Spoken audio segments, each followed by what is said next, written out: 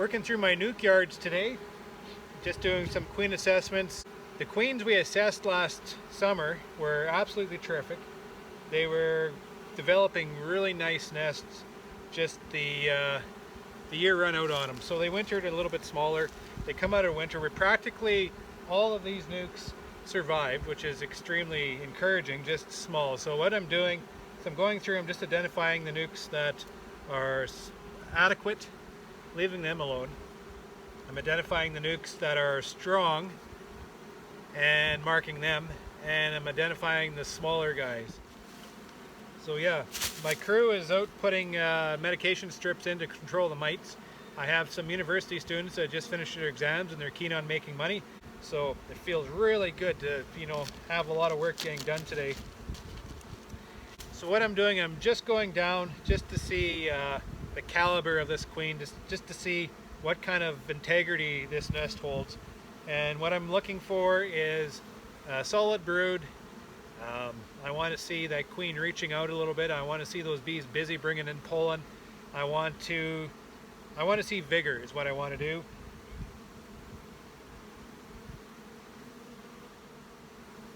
Got some bees on here. There's honey in this frame. They're bringing in pollen, which is really nice to see.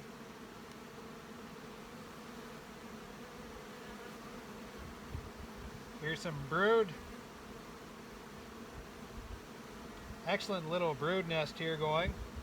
Reaching around with eggs, pollen, and fresh nectar, either nectar or the syrup that I provided them. And this side is mature larvae, just about to get capped. Very uniform. That's what I'm looking for. Uniformity is what we're looking for as beekeepers to determine the vigor of these queens. If they're giving her all, they'll lay, and they'll just lay a whole bunch of eggs all together and just keep going. And so those eggs are basically the same age. They all mature at the same time. They get capped over at the same time. It just looks like one uniform frame being developed out. That's what we're looking for. These guys have a bit of kick. I think I'll just leave them well alone. They're small, but look at that. That is absolutely brilliant. Again, a nice patch of brood surrounded by larvae, eggs, and pollen. So these guys are, and this, there she is. One of Carrie's queens. It's got it marked as a 10, so I don't know what that means, but it must mean good. So another one, solid brood. It's got some larvae around there, and then packed full of pollen all the way around.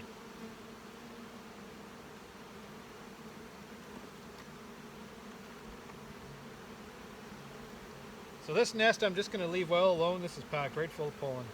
These guys have been busy.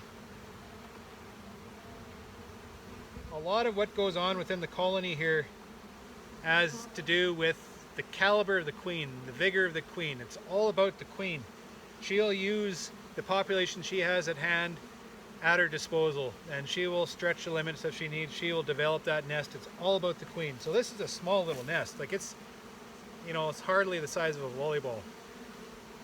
In a single box, this nest would look terribly small, risking to be shaken out. I know this queen is good. She was made last year. We had assessment last year. The queens are fantastic. They went through small because of tough conditions. She's raising a terrific little nest.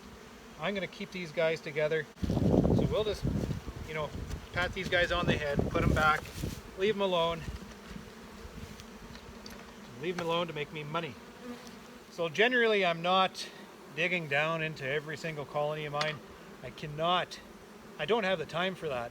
Typically what I do is I tip these colonies back and I count the frames of bees underneath.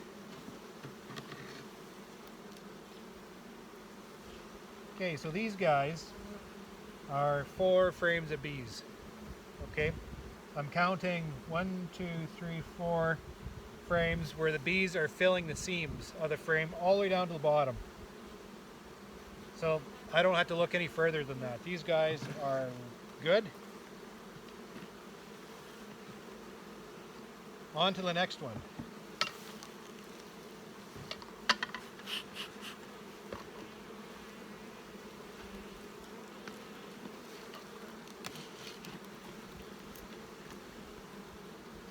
Okay, same with these guys. These are 4 frames of bees. They're filling 4 seams of bees here. 1, 2, 3, 4. A good nest of bees. There's nothing I'm going to do for these guys. They're off to the races.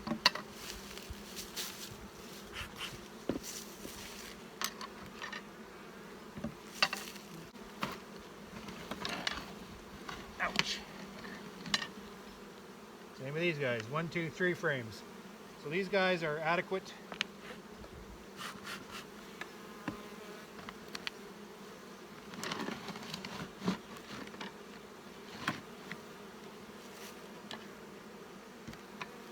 And they have some weight to them. As I'm hefting them like that, I'm also feeling for the weight. That's, you're checking for stores all the time. Okay, so I'm counting 1 frame here, 2 frames, you know, of bees in here. This is, you know, I'm going to dig down to see what's going on.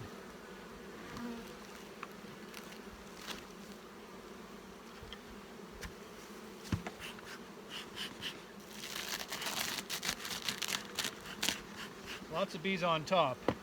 Bees will lie to you on top. You'll look like you have like 10 frames of bees in your box looking on top. You look underneath, you actually only find 4. If you're counting your frames from underneath, they'll never lie to you, because that cluster, to be able to make it down to the bottom, has to be fully extended all the way down to the bottom. So if you have 4 frames of bees counting on the bottom, you know your nest is those 4 frames of bees. That's where your brood's going to be. If you're counting like 10 frames of bees on along the bottom, you know that that's a great big nest down there. Okay, this frame has nothing in it. It's empty.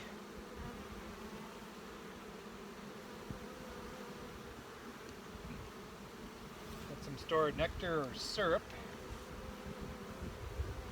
Now we're getting into the nest here.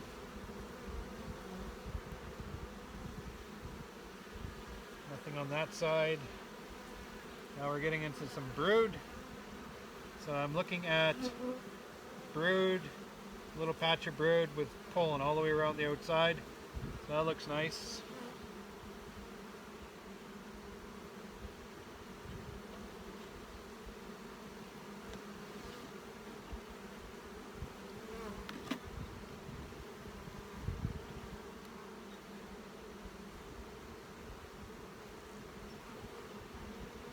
Nice frame of brood. A little bit of chalk brood.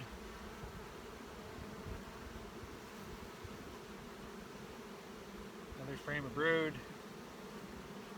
Stretched road right out to the edge. So these guys are doing alright. There's the queen. She looks great. I'm going to give these guys a frame of honey though. So if I leave these guys alone, they'll go through a hatch. They'll go into that second hatch and grow. I anticipate this hive will be just fine.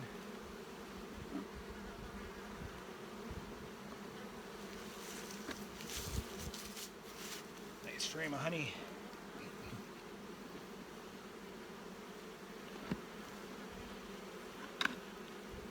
And I don't have any supplements for these guys.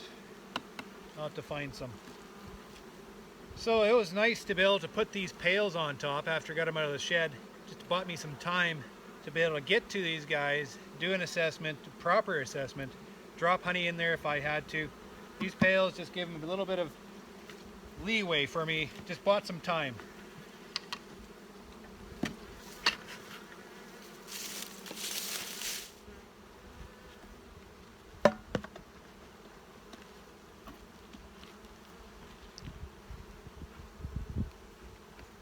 Not counting any. So let's see what's going on inside here. It's a little patch of brood. Eggs. Mature larvae. She's stretching it out.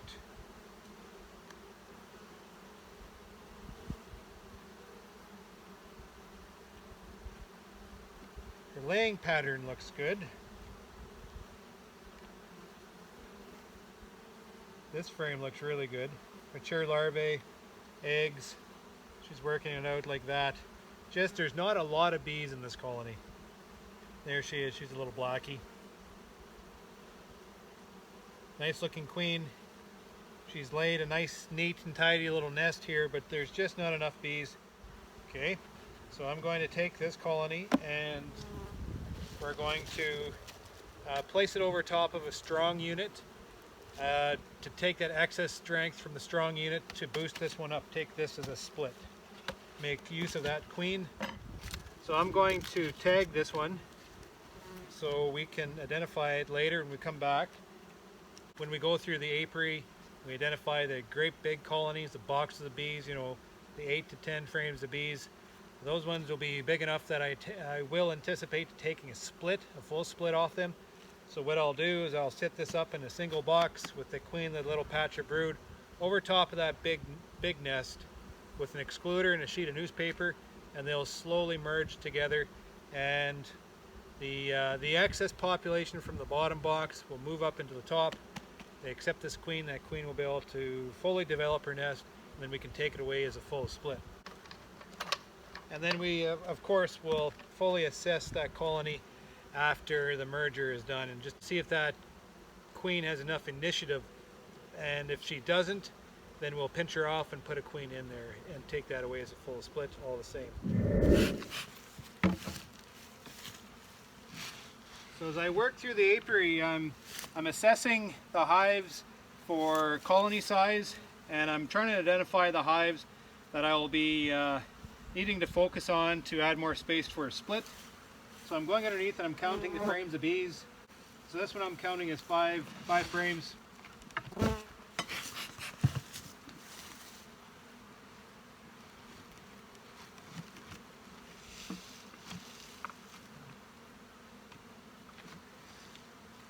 Okay, so this one I'm counting as a box of bees. I call them box of bees.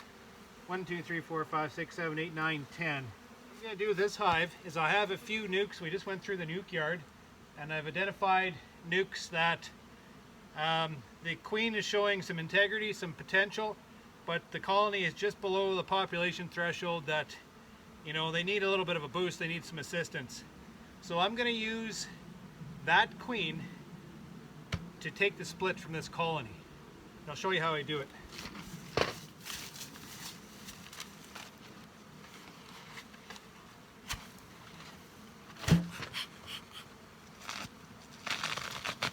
So what I want to do is I want to keep the queen down in the bottom box, and I want to keep the top queen I put on here separate in the top box. So I'm going to keep them separate with a queen excluder. But when I put this other colony on top, I want to isolate them, and I want them to slowly merge together. So what I use is newspaper. A real neat trick. You don't need many sheets, just 1 or 2 sheets of newspaper over top of the colony.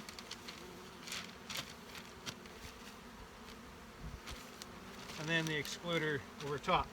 What this does is it keeps the 2 queens separate with the queen excluder and the newspaper. As they chew through it very slowly, they'll merge the 2 colonies together, and the queen excluder will keep the 2 queens apart.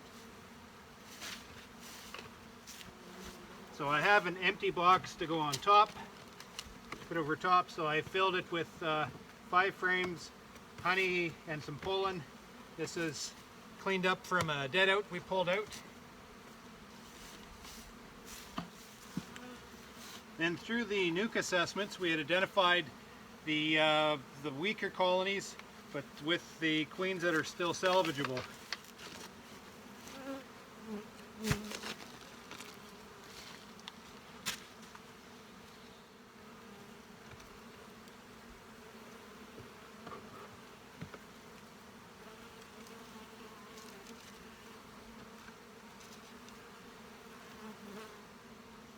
So there's the queen there.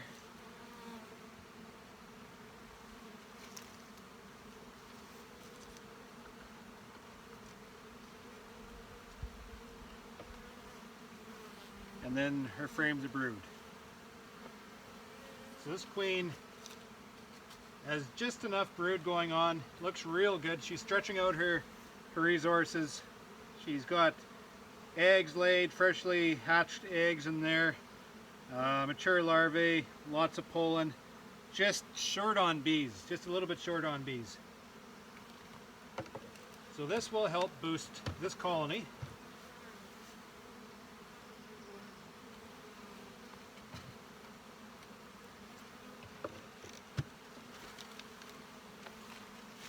come back in, I don't know, 2 weeks, and we'll see how the merger has gone. It's really important that when we merge colonies like this, that we leave them the hell alone. A little bit of disturbance as they merge together might trigger them to get defensive and kill that other queen, so we want to keep them nice and quiet, nice and peaceful, so when they merge they kind of become one unit. And then we'll come in after that queen starts establishing this nest in the top, and she starts exhibiting lots of her brood pheromones throughout the entire colony. We can go in and disturb her then and everything will be fine. That's when we'll give her the second assessment to make sure she is actually viable. She is smaller, so there's a flag, there's a caution there. So we've just identified maybe some potential in the queen we want to salvage, and by doing that we're boosting this colony with the surplus strength down from below. And what we're in fact doing, we're taking the split from the bees down below. We're taking all that surplus and bringing it up on top. So in 2 or 3 weeks we'll come by, these bees will come moved up, they'll be developing a beautiful nest up on top. We'll strip this away as the split off this colony. So we'll be stripping the surplus strength from this colony by boosting this salvage colony here. So you can kind of see what I'm doing here. I'm salvaging the queen, and by doing that I'm boosting her hive by using surplus from a big strong nest. So I'm in fact taking away this split. Okay, so we have to make sure when we do this that because we're taking this surplus bees from here, instead of building a brand new colony with a brand new queen, we're using the surplus strength to boost this colony. So we have to make for damn sure that this queen is worth spending the resource on it. So I wish her luck, and I'll see you in 2 weeks.